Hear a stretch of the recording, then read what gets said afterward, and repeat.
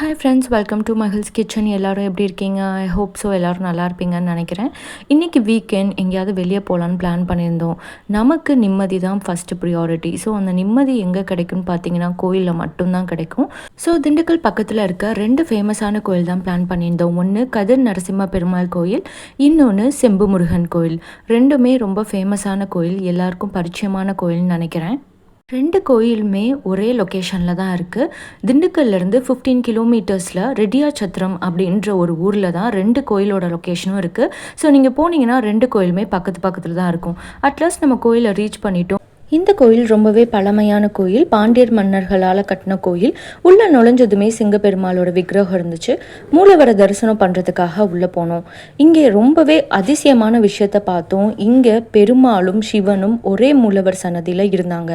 பார்க்கவே ரொம்ப ஆச்சரியமாக இருந்துச்சு. என்னது, பெருமாளும் சிவனும் ஒரே சன்னதிலையா?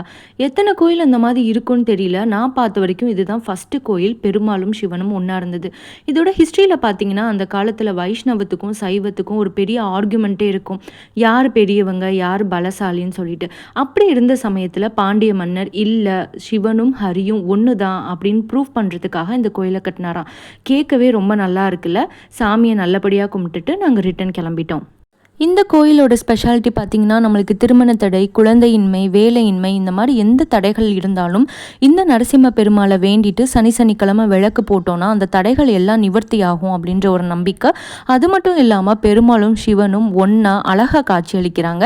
அதனால உங்களுக்கு டைம் கிடைக்கும் போது இந்த கோயில் வந்து தரிசனம் பண்ணிட்டு போங்க. நெக்ஸ்ட்டு நாங்கள் பாதாள செம்பு முருகன் கோயிலுக்கு தான் ரீச் ஆனோம். இந்த கோயில் ரொம்பவே ஃபேமஸான கோயில். அது மட்டும் இல்லாமல் இங்கே ஒரிஜினலான கருங்காலி மாலை கிடைக்குதுன்னு சொல்கிறாங்க. நாங்கள் முருகனை நல்லபடியாக தரிசனம் பண்ணிட்டு வெளியே வந்தோம். இங்கே வேண்டுதல் ரொம்பவே வித்தியாசமாக இருந்துச்சு. நம்ம வேண்டுதலை யார்கிட்டையும் பேசாமல் அமைதியான முறையில் சாமிக்கிட்ட வேண்டிக்கணும்னாங்க. அதே மாதிரி வேண்டிட்டு வர வழியில் மயிலையும் சேர்த்து தரிசனம் பண்ணிவிட்டு வீட்டுக்கு கிளம்பிட்டோம். முருகன்கிட்ட அவ்வளோ ஆப்ளிகேஷன்ஸ் வச்சுருந்தேன், இதை பண்ணு அதை பண்ணுன்னு சொல்லிட்டு. முருகனை பார்க்குற வரைக்கும் தான். முருகனை பார்த்ததுக்கப்புறம் எல்லாமே மறந்து போச்சு. ஏன்னா முருகன் அவ்வளோ அழகாக இருந்தார். அட்லாஸ்ட் முருகன்ட்ட நீ எனக்கு போதும், எனக்கு எது செஞ்சாலும் நீ நல்லதுக்காக தான் செய்வ அப்படின்னு வேண்டிட்டு மனநிறைவோடு வீட்டுக்கு கிளம்பிட்டோம். மழை வேறு ஸ்டார்ட் ஆகிடுச்சு. ஸோ லஞ்சுக்காக ஹோட்டல் அபூர்வாவில் தான் நிப்பாட்டி லஞ்ச் சாப்பிட்டோம். இங்கே ஹோட்டலோட ஆம்பியன்ஸ் ரொம்பவே நல்லா இருந்துச்சு. என்ட்ரன்ஸில் சேட்ஸ் ஐட்டம்ஸ், ஸ்நாக்ஸ் ஐட்டம்ஸ், அப்புறம் சாண்ட்விச் கவுண்டர், அப்புறம் குழந்தைங்களுக்கு தேவையான ஒரு டாய்ஸ் கடையும் அங்கே உள்ளேயே இருந்துச்சு.